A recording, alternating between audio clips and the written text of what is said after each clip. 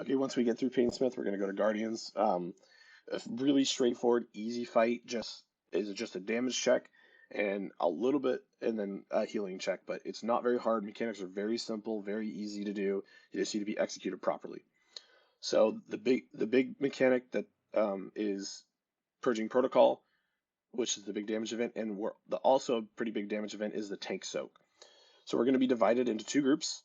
They're going to be Skull and X, and the tanks are going to be somewhat positioned like this. They may be a little bit closer, depending on the boss. We always want to make sure our back's to the boss. And what's going to happen is the boss is going to summon a swirly around the tank. I believe the tanks can move with it.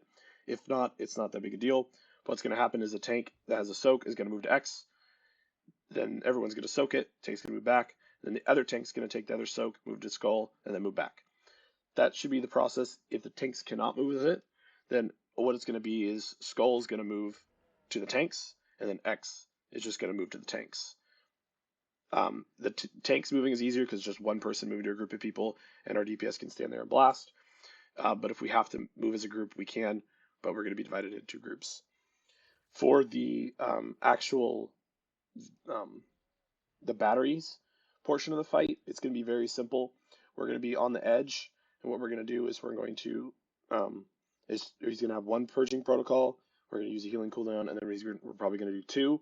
And then during the cast of the third one, the tanks are going to move them in, and everyone needs to make sure they're in right away, and everyone's going to stack on square. Every single person, you can be right on the edge, stack on square. That's where the healing cooldowns are going to be. We want to make sure we're there because three people are going to get a debuff, where they have a big circle around them, and we don't want them to cleave. And the safe position for every single time is going to be square for the rest of the raid, and the people with the debuff are going to run to star, circle, and triangle every single time. You always run completely opposite. So if square happens to be here, that's where the bosses are, then these are just going to move like this. Hopefully the weak aura shows which one to run to. So this would always be left, middle, right. Left, middle, right. It doesn't matter where we actually are. I mean, again, they could be like this.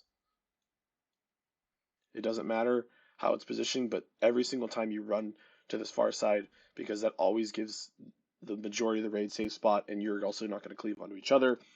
And then the fight just repeats. It's a very simple fight. The mechanics are just punishing if we don't do them, but we execute them properly. We should kill this boss, no problem.